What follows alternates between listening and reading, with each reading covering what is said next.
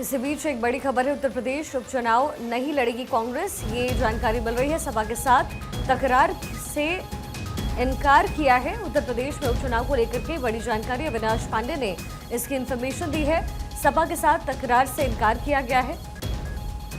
ये बड़ी खबर, उत्तर प्रदेश में उपचुनाव कांग्रेस नहीं लड़ने वाली, और पहले भी ये बातें निकलकर सामने आ रही थी, क्योंकि जिस तरीके से हरियाणा चुनाव में सपा को कांग्रेस की तरफ से सीटें नहीं दी गई, उसके बाद कहीं ना कहीं ये समझा भी जा रहा था कि उत्तर प्रदेश में सपा की तरफ से, अखिलेश की तरफ से राहुल गांधी से बदला जरूर लिया जाएगा। कह सकते हैं कि एक तरीके से अखिलेश यादव ने वहां का बदला, हरियाणा का बदला उत्तर प्रदेश में लिया है। लेकिन महाराष्ट्र में क्या होगा, और उत्तर प्रदेश के ये दो लड़के जो अक्सर चुनावी मैदान में नजर आए, स्टेजेस पे नजर आए और बताया कि हम साथ हैं, वो उत्तर प्रदेश उपचुनाव में अलग अलग नजर आ रहे हैं। अवनीश विद्यार्थी मेरे सहयोगी कनेक्टर हैं।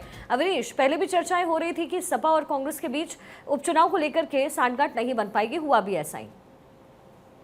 जी, आज 2 सीटें कांग्रेस पार्टी को देना चाहती थी समाजवादी पार्टी।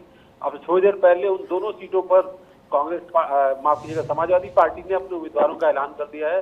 सिंहराज यादव जो है जाटव, उनको गाजियाबाद से, और चारू जैन को जो है उम्मीदवार बनाया गया है। जो खैर सीट है अलीगढ़ की सुरक्षित सीट, वहां से, तो यानी दोनों सीटों पर, यानी अब सभी 9 सीटों पर समाजवादी पार्टी चुनाव लड़ेगी। साइकिल सिंबल पर ही चुनाव लड़ा जाएगा इंडिया गठबंधन की तरफ से। दूसरी तरफ मिथिलेश पाल जो है वो जो मीरापुर सीट है मुजफ्फरनगर की, जहां से जो चंदन चौहान से बाद में बिजनौर के सांसद हो गए, आरएलडी कोटे से एनडीए के उम्मीदवार के तौर पर जो है वो नामांकन करेंगी अपना।